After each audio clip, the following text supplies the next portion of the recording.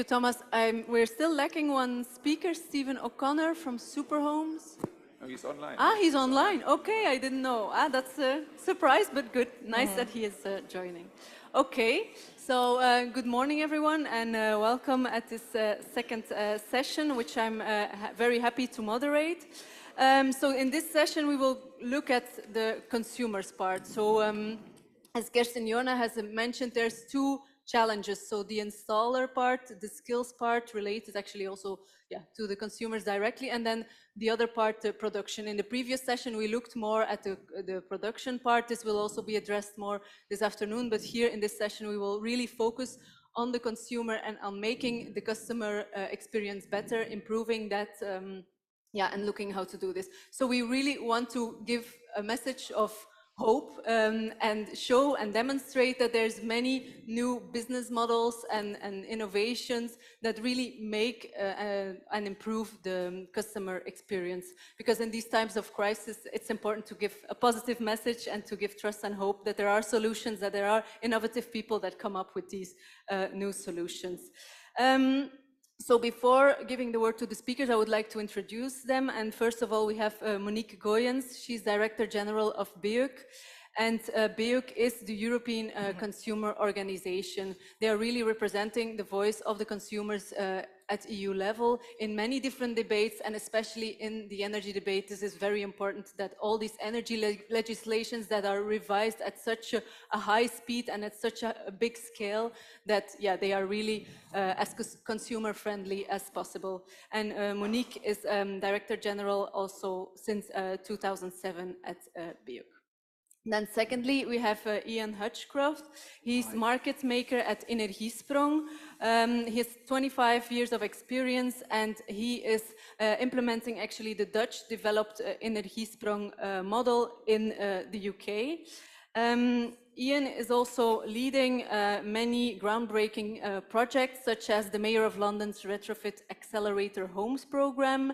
He's also chair of an energy community, and he has won 2 Ashton Awards for sustainable energy innovation. So very happy to have you at this panel. Then next we have the speaker online, Stephen O'Connor, the managing director of Electric Ireland Superhomes. He also has 25 years of experience both in the energy and telecom sector. And before establishing Electric Ireland Superhomes, he was Director of Corporate Affairs in a telecom company.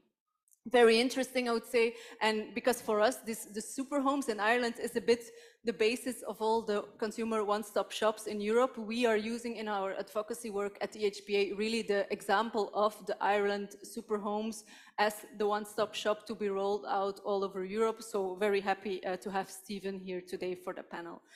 And then last but certainly not least, we have Martin Collignon. He's a co-founder of Lun. Lun is a Copenhagen-based tech startup, and they focus on making it a no-brainer for European tradespeople to install heat pumps. He has a background in Google and Uber, so very tech-based, and he also is a climate activist, which is very exciting. So he's really advocating for a carbon tax in Denmark. So that's also an interesting perspective to add today. So as a starting point, I would like to give the word to Monique to give a bit of an overview of what consumers currently are still struggling with. What are still the hurdles today when you want to do a renovation with a heat pump in general? What are the barriers? Yes, thank you. Thank you very much for having invited me. I think it's a very important conversation that is going on now. I'm also very happy to restore a little bit of gender balance together with you in the conversation. Don't forget that women also take investment decisions. Sometimes they're even pushing for the investment decisions. So don't forget the way we make decisions when you communicate. I have to say that this is always on panels where there are too many men. Second, of course, we are end consumers of heating solutions. But we are also consumers of bakeries. And going back to the last panel, I think it is very important for consumers overall that small business can afford energy bills. So for the diversification of the other markets, the food market and the restaurants, the supermarkets, or the small shops. So it's very important that the solutions that are going to be rolled out, that need to be rolled out, are the ones that deliver not cheap, but affordable energy to all. Now, I only have a few minutes, so a few things. First of all, before going to the consumer difficulties and obstacles, our position on heat pumps. Very straightforward. I think Thomas is very pleased about our position. You can be. We have our own data. We have done our own studies. Heat pumps are the solution for consumers in the future. So they are. And what is very important, it's not just about the environment, it's also about the money. It's a win-win, because at the end of the day, they are the most efficient way of heating or cooling your house. And they are, in our calculations, up to 60 to 100%, 140% less expensive than hydrogen solutions. So what we are now very much concerned about is the push for getting hydrogen into the conversation. Hydrogen has maybe its place in the energy mix, but not on residential, for residential consumers, neither for the home nor for the car. I want to be quoted on that, so just go on that.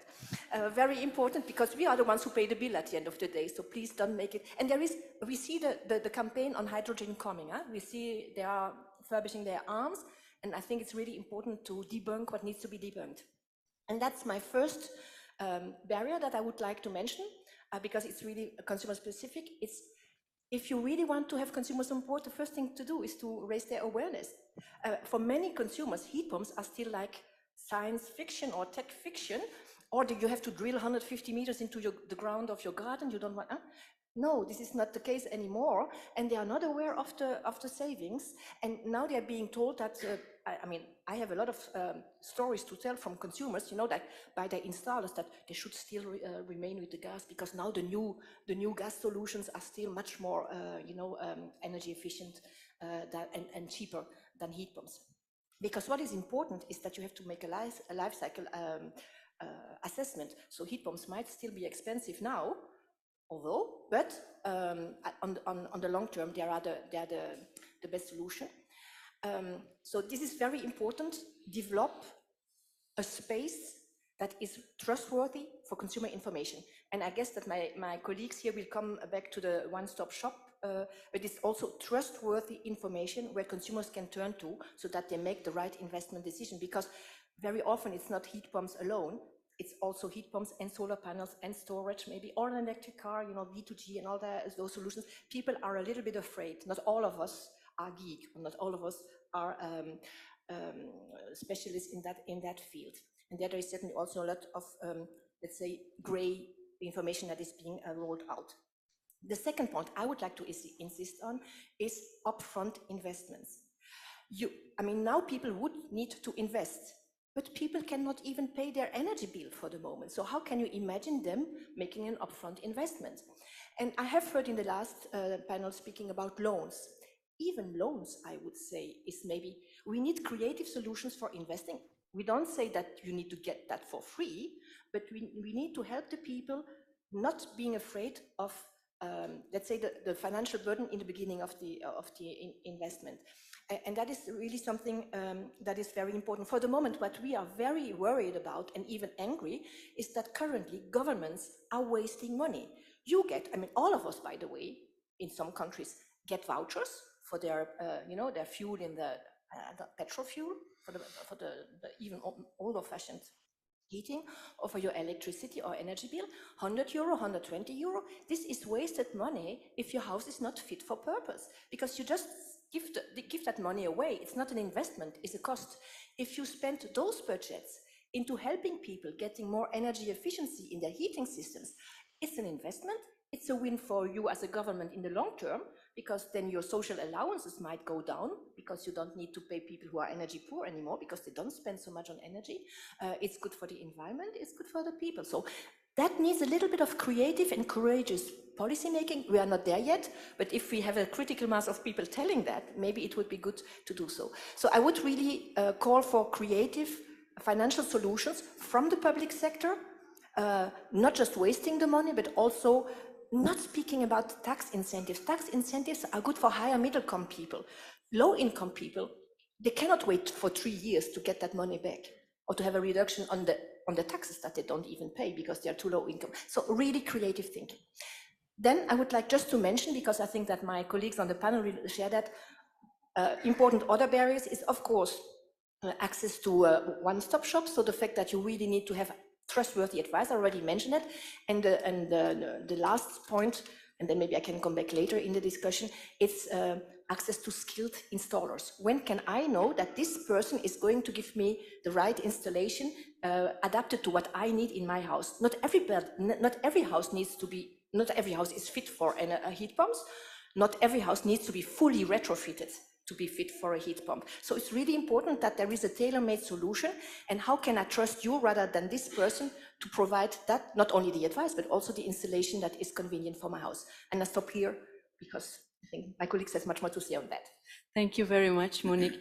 Yes, so you identified quite a few barriers. So raising awareness is needed. Also the costs, so that people are able to do this life cycle assessment, and then creative solutions that enable people not to have to make this upfront investments, and creative policies, creative financial solutions, and then also access to skilled installers. So now I would like to address the next speaker, Ian Hutchcroft. Can you explain a bit what Energiesprong is, what it does, and how it's addressing one or more of these barriers that is addressed by Monique? Sure, thank you, and thanks for inviting us here today. It's great to be here. So the Energiesprong approach is a one-stop approach to delivering this huge challenge of the renovation wave that we need, the zero carbon homes of the future that need to be, all of those over Europe need to be zero carbons. How do we do that? Well, the Energiesprong offer to the consumer is a beautiful home. Your home looks beautiful from the outside, and it's warm and comfortable on the inside every day of the year, every year into the future. And it's guaranteed to be affordable. What was your energy bill is reduced massively, perhaps by 70, 80 or 90%. And that saving, that unlocks the new business model that pays for the zero carbon retrofit.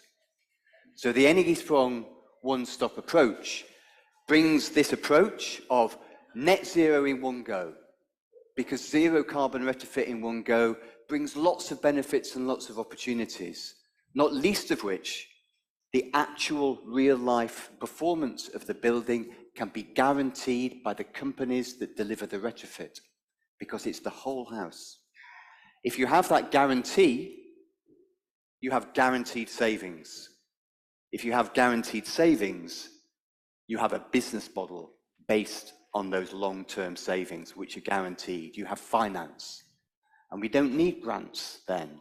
We have a proper business case that can deliver zero carbon retrofit. So the challenge is, where is the industry out there to deliver that? It's not there at the moment. This needs to be an industry that can deliver retrofit much cheaper than today, much, much cheaper than today. Not by having lots of skilled people out in the streets out there trying to figure out how you connect the heat pump to the ventilation system, to the inverter from the PV, and how you get the storage to work, and then how do you get the smart tariff around import and export to benefit the consumer and drive a sustainable zero carbon electricity grid. That is difficult, it presents a skills challenge, and it drives large cost. What we need is simple components. We need fabric to be really good and quick and easy to install in one day. An industrially manufactured panel that wraps around the house like a tea cozy, with a similar solution on the roof, with PV generation maxed out. And we don't need a heat pump. I'm waiting for somebody to throw something at me. Of course we need a heat pump. This has to be an all-electric solution. The heat pump is integral to this. But the product that the consumer needs is an energy pod. It's a box made in a factory that plugs into the existing electrics and the existing plumbing in the house. It works. And in that box is the heat pump, of course, but there's also the ventilation equipment. And there's also the inverter for the PV. And there's also the smart monitoring and controls, the brain that makes this zero carbon home work for the household and for the electricity grid. That's the opportunity of the future. It's not selling heat pumps, but it's selling this box that provides the service easily, without having lots of people on site, without all the complication of joining together these different components that speak different languages together. They need to be in that box and already working. And already with the Energiesprong approach in the Netherlands, in Germany, in France, and in the UK, we're building the launching market for that new industry of the future. It's already there. It's small. It's hundreds of homes, and in the UK at least, we've got 1,500 contracted in the future volume. But we're trying to build this volume market on a runway that increases and takes off without any breaks in the road. So we're using social housing as that launching market, and already we are seeing companies respond to that zero carbon retrofit challenge that the Energiesprong approach brings, but also the huge market opportunity. So we are seeing companies like Factory Zero in the Netherlands who are making that box. It does it all. You take it to site, you plug it in, it works, you go away, and you guarantee its performance. That's Factory Zero in the Netherlands. In the UK, we have Ventive, we have Monodraft, we have the Bowtie Porch Pod. These are quite small innovations, but they're on site. They're working on houses. They're working now, and we've learned a lot from the 170 installations in the UK, the thousands in the Netherlands, and the hundreds in France and Germany. We've learned a lot. If you look on Energiesprong UK's LinkedIn page today, you will see our first performance report of the first 174 properties retrofitted in the UK to the Energiesprong standard. And that should give you, the supply chain, real confidence, because that open source monitoring data shows that real zero carbon, zero energy, net zero energy retrofit can be delivered, that it works, and that should give you confidence that, yeah, we can make this and we can guarantee its performance. And if you can guarantee its performance, you unlock a new business model for you that doesn't involve grants. It involves consumers who want your products integrated with fabric that makes their homes look and feel beautiful and affordable, which after all is what drives people in their homes. It's not really climate change and energy efficiency, sadly. It's their houses looking and feeling beautiful and being affordable. You can deliver that, and there's a business case out there for you to have, but you've got to link your heat pump components with the rest of the energy components, with the fabric, and make it work. We could do this. We are doing this. Kind of over to you guys. Unfortunately, it is a lot of guys, isn't it? But True. guys and ladies. Thank you, Ian. So you're really providing this solution in the form of this integrated product to make the process quicker, reducing the costs. So that's really how you are tackling these barriers. Now I would like to move to Stephen on the screen. Hi, Stephen. You established the Ireland Super Homes, and if I'm not mistaken, you're much more also looking at consumer awareness, at also the financing part. Can you explain a bit more about how your one-stop shop model is also tackling these different barriers? Sure. Thanks, Josephine. And I was delighted by your introduction that you said that Electric Ireland Super Homes in Ireland was kind of a pathfinder or a good example for Europe. I think that's true, but I think the reason we are a pathfinder is we have a very great need. Our housing stock is poor. It is not energy efficient. 20% of our housing stock are period buildings, you know, before 1930, and they have challenges. And then also we had weak building regulations until about 2005. So we've got an awful lot of work to do. We've got a very energy intensive high emission housing stock that we need to fix.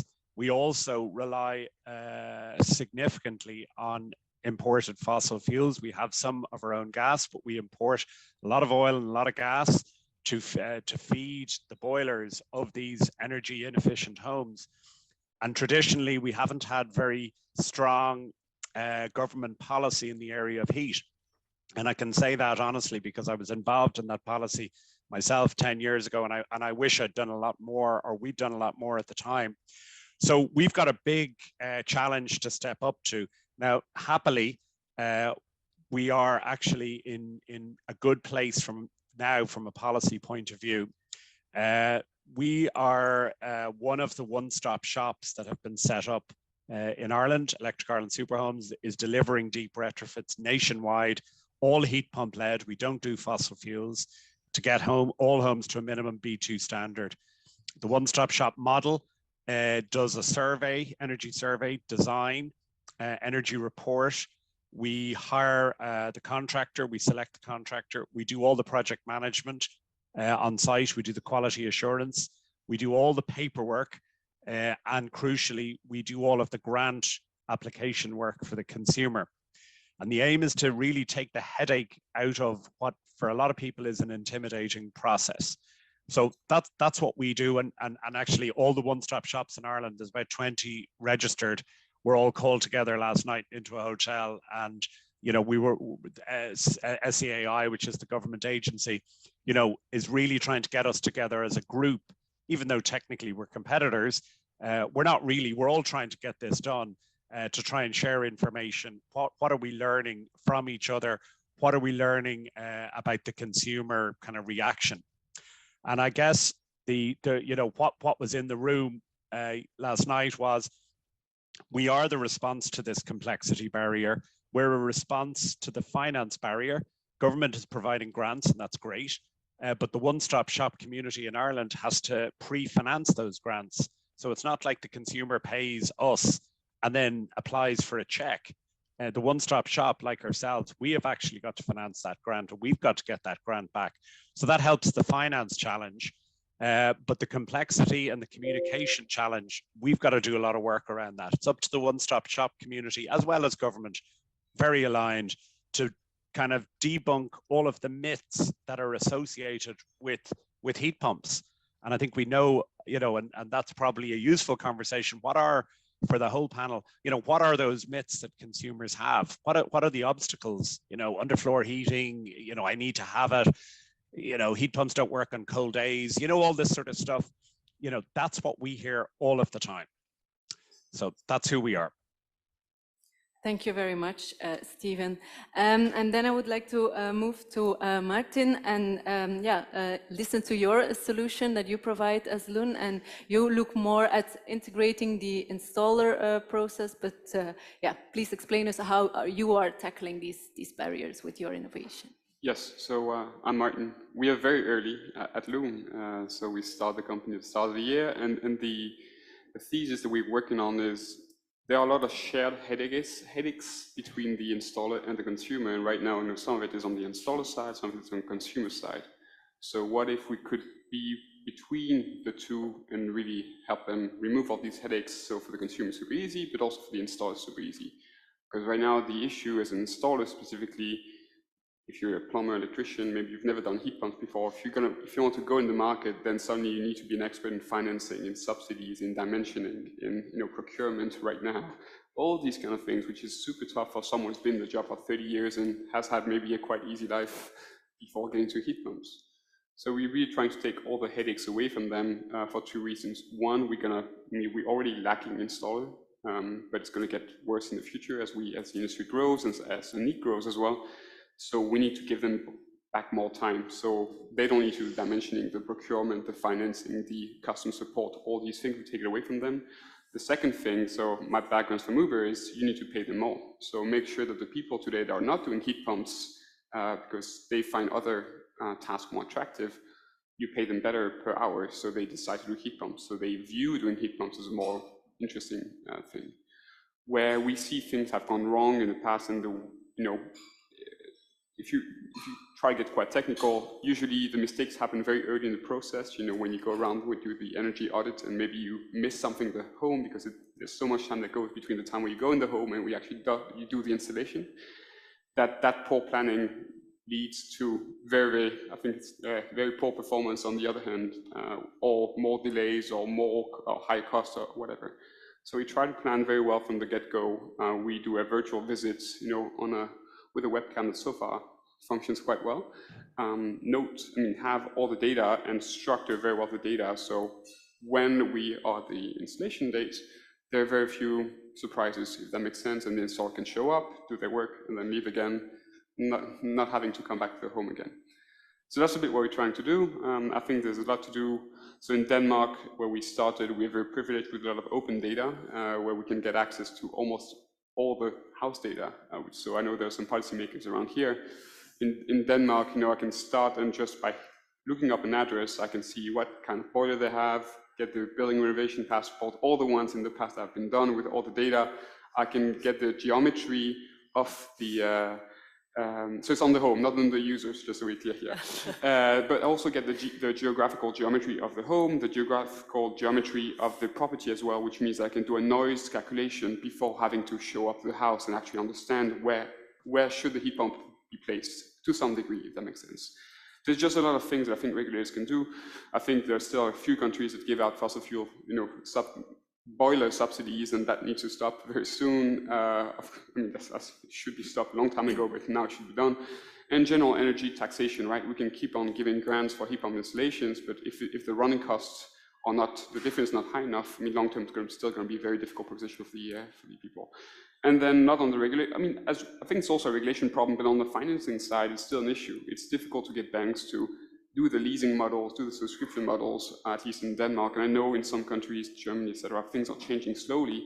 It's an industry that's been going very well for the solar panels, and I think we need to move there as fast as we can for the heat pumps, because as you mentioned, you know, for some people it might be okay to spend 10, 20k euros on a heat pump, but for 90% of the population, it's not possible.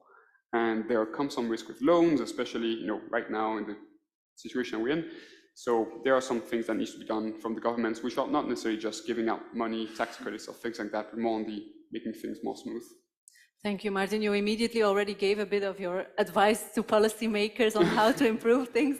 We will also discuss that with the others, but I would like to move back to Monique, who I saw wants to react maybe to Martin's statements, but maybe also to the other models. Where do you see the advantages? How do you think consumers can react to this, or what are the benefits, or still some gaps? Yeah. Yes, maybe 3 remarks I would like to make. I think that the points that have been made by Ian and by Stephen, it's a very important point. It's the behavioral bias of consumers, because people think it's a hassle, you know, to renovate the house. They are afraid, and so they procrastinate, even those who have the means. So making this like ready-made, but even tailor-made solution, I think is really getting the heat off the decision, really, I mean, now using that word. Another element that I think is important to take into account, and I was thinking about that when I listened to you, Martin, which is you also need to be creative when it comes to the relationship landlord-tenant, because many houses are, of course, occupied by tenants, and you can have solutions where tenants could be part, or the landlord. I mean, there could be really solutions where it's a win-win for the landlord and for the tenant. You need just to be creative, and that's something that needs really to be promoted, because it's the tenants who are very often the less affluent households, and they need more energy efficiency in their house. So that would be something that would need to be part of the solution. And then I cannot resist when you speak about open data, certainly when I know that you have been working at Google. I mean, be aware that there can be really a backlash if you go into the people's lives. I mean, the house, I mean, the geography or geometry of the house or whatever. But if you also, I mean, if you go for the data that relates, for example, to how you live, how you, when you shower, or when you eat or so, this is something that you really first ask the consumer with an informed context. No, completely agreed. And yes, I was aware that my background would come into play here. No, the open data is governmental to start with, so it's not something that we open up. But you also need the consumption from the user to give them a good advice and to give them the right solution for them. So it's also, as you mentioned, a trade-off between what. Yes, I agree. Maybe Ian and Stephen, are you also working with data? Would you like to have more data available? How are your perspectives on this issue? Yes, data is essential to get the zero carbon transition going in the built environment, because we have to prove that houses actually are zero carbon. There's no good it notionally being zero carbon when the equipment is on the laboratory bench or when it's in the factory. These have to be real, warm homes every day for an affordable price and zero carbon, and supporting a sustainable electricity grid.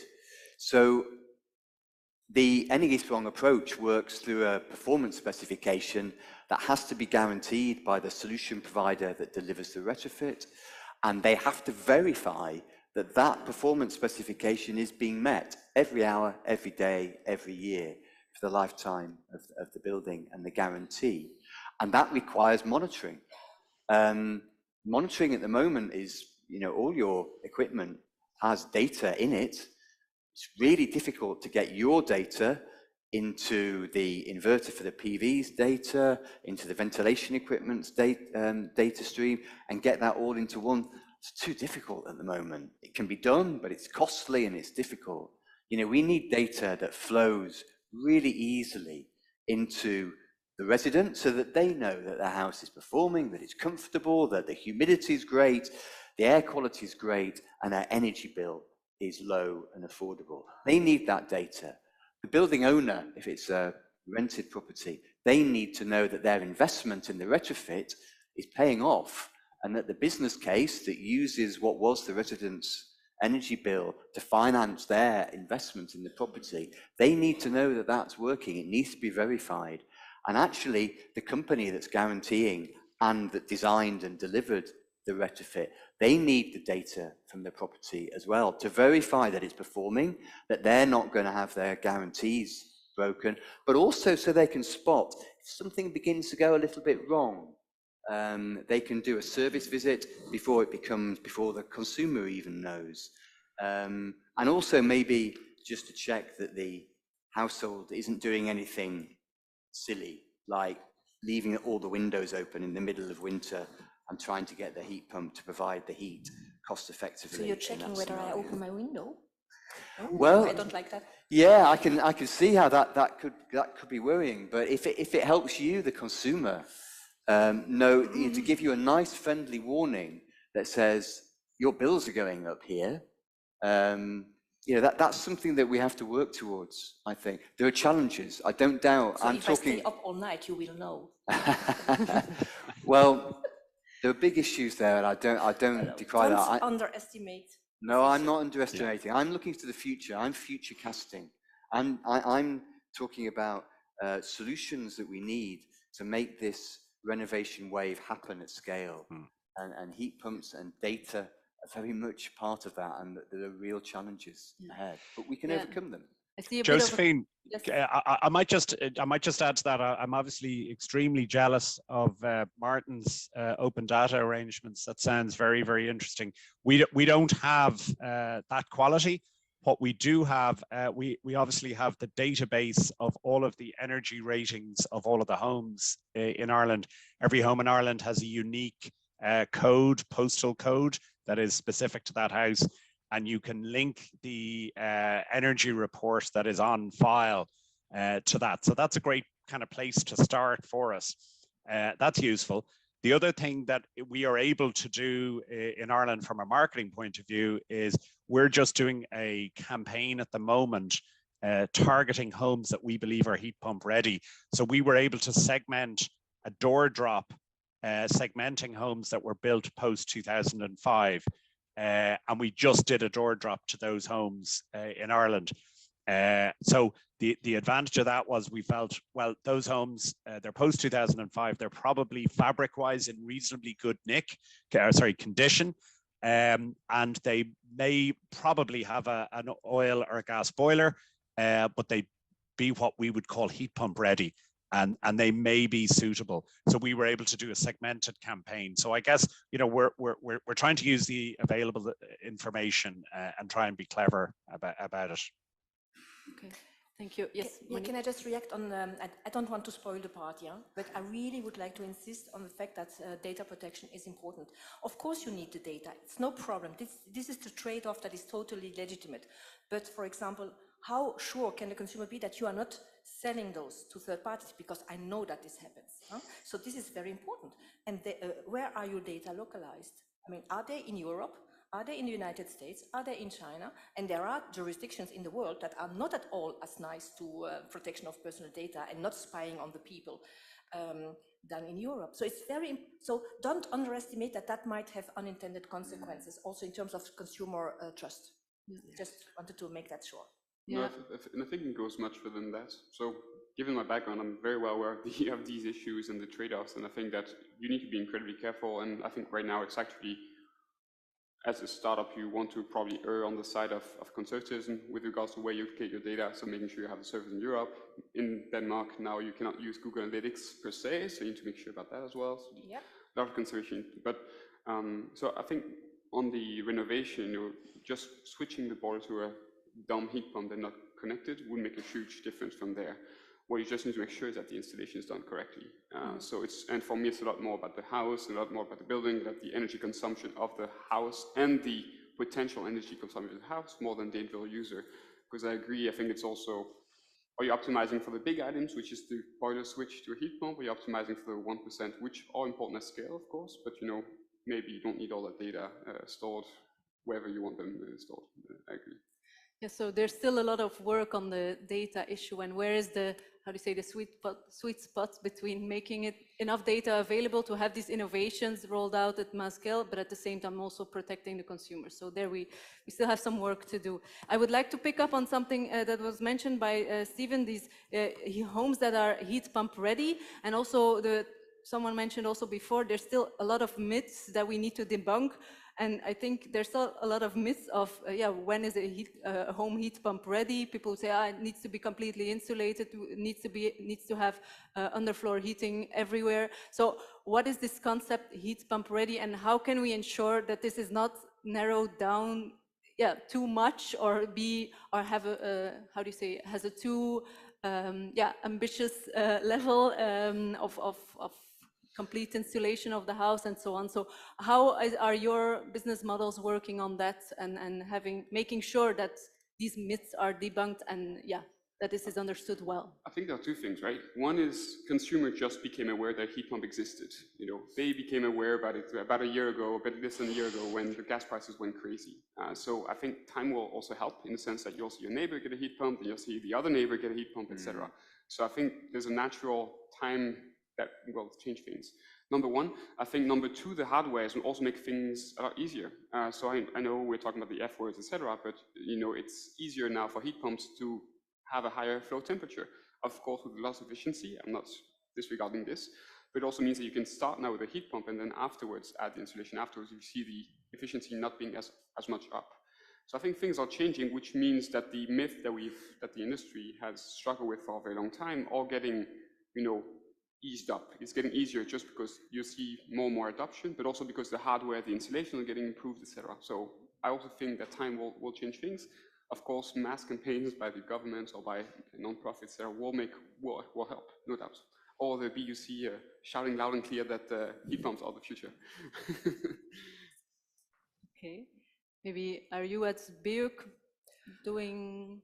I think we have a responsibility as consumer organizations to provide that message and to be part of the solution.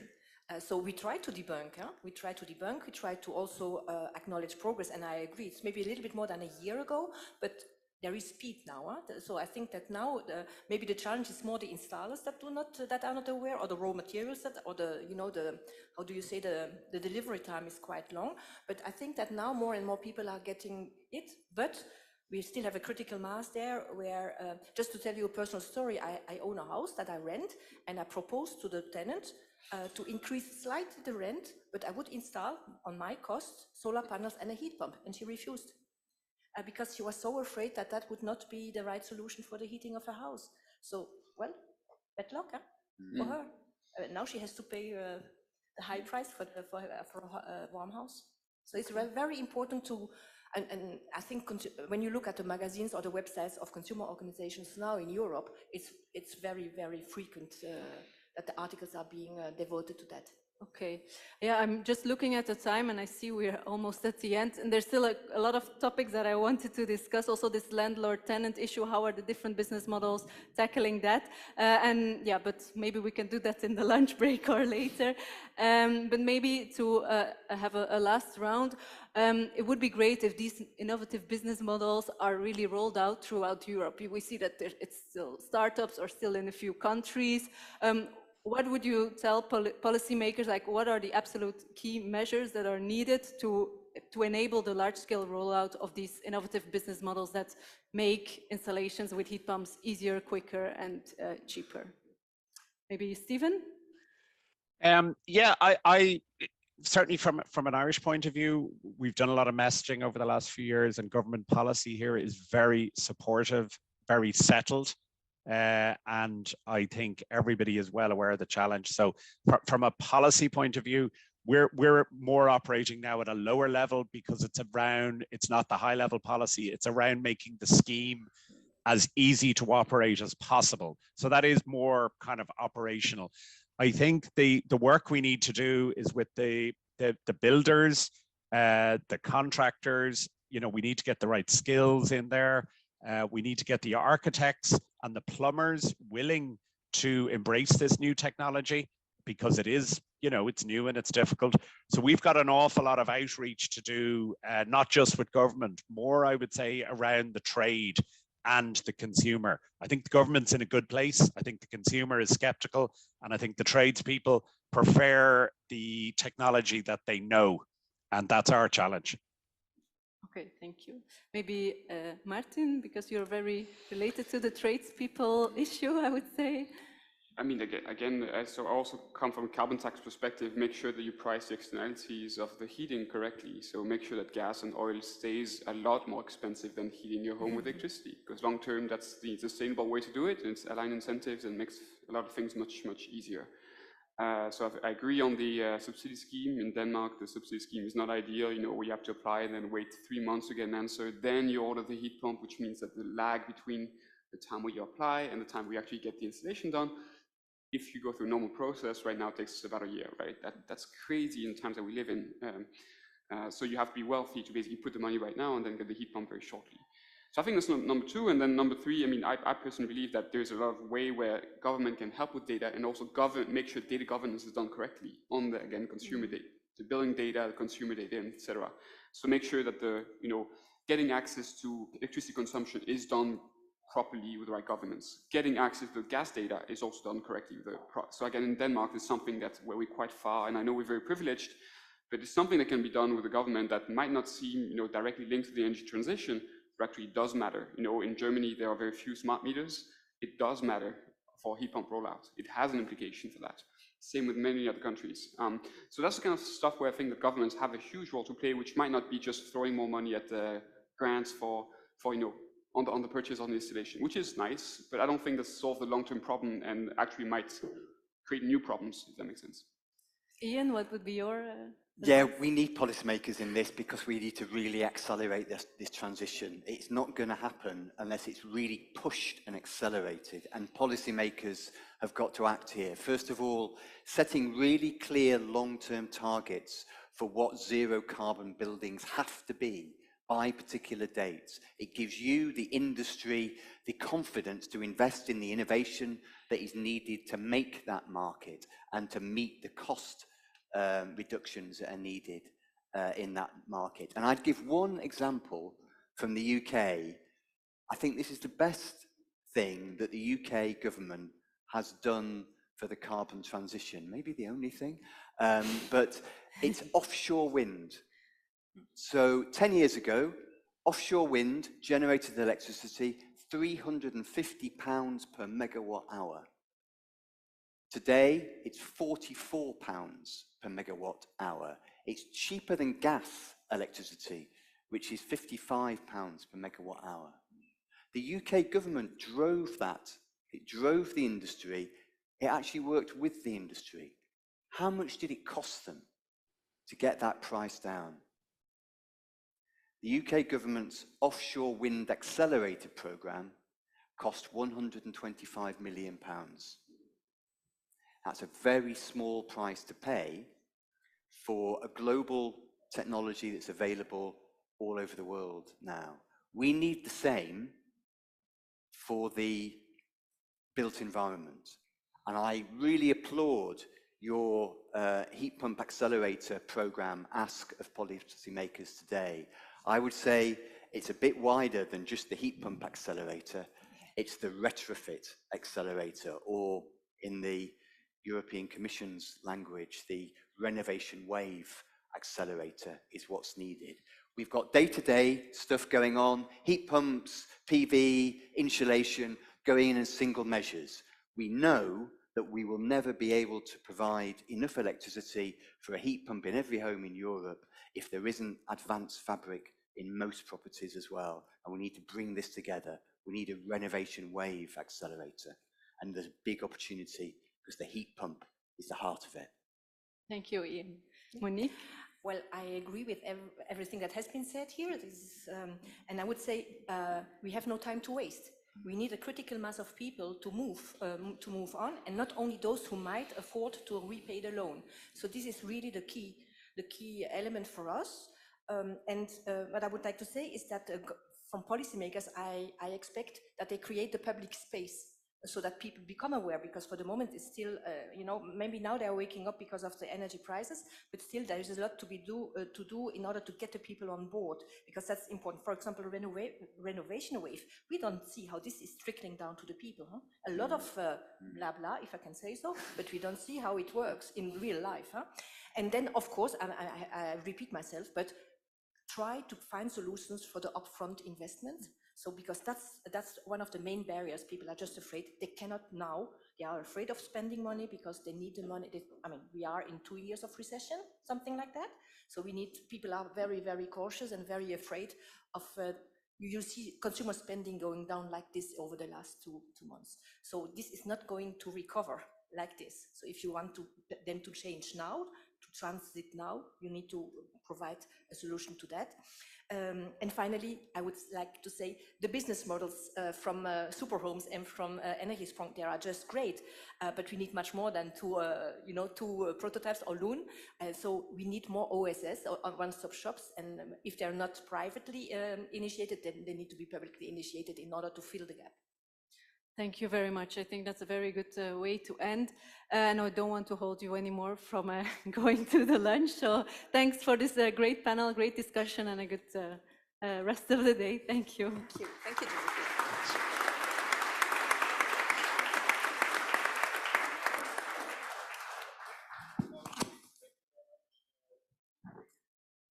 you, Sound. Thank you. Thank you very much, Josephine. Thank you very much to the panelists also online. I don't know if you realized that, but you made so many good quotes. I actually spent a whole day on Twitter just tweeting all these things that you have mentioned. So the customer just experienced and discovered the heat pump. We need to stop blah blah. We have to put the heat pump at the heart of this renovation accelerator, as we called it.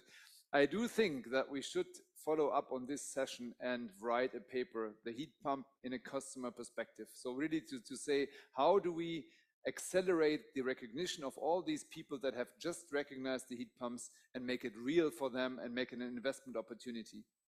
Thank you very much. It was really great. I think I liked it a lot, and I know quite a bit about heat pumps already. I still learned something new. Few housekeeping things. We have to go up to the restaurant by elevator. So if you would not all of you just start immediately, but some of you have to, and the others may take another drink so that we can channel this slightly. And then try to be back here also, not on the last minute, because there may be a queue again at the elevator. We tried to find staircases to also encourage you for your fitness program. Unfortunately, the staircase has a leakage problem and we can't use it. Would have been a nice challenge, right? Philip running up the stairs. We will have a very, very interesting afternoon panel. It's 3 more sessions. We have some disruption, some new ideas, and I hope to see you all back at 1400. Thank you.